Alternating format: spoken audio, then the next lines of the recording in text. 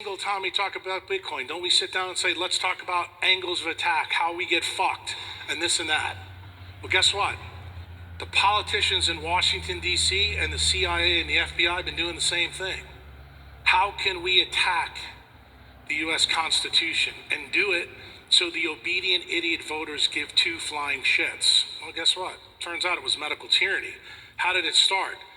Well, we started the war on cancer with Nixon and Dr. Oshner. That was real successful because it started to create huge amounts of money. We started putting up places like MD Anderson and Sloan Kettering, and cancers just kept growing and growing and growing. Everybody else had everything scrubbed.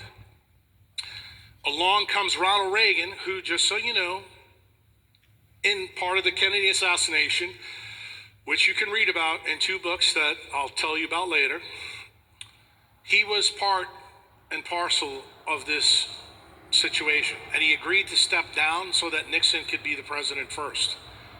But what did President Reagan do?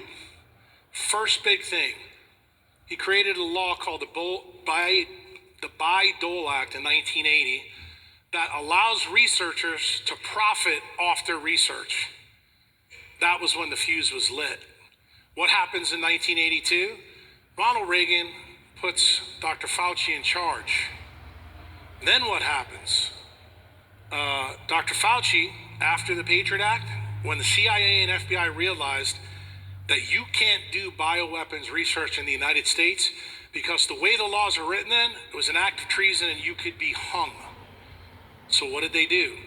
They made Dr. Fauci the most expensive employee in U.S. federal history, more than the president. He makes $50,000 more than the U.S. president.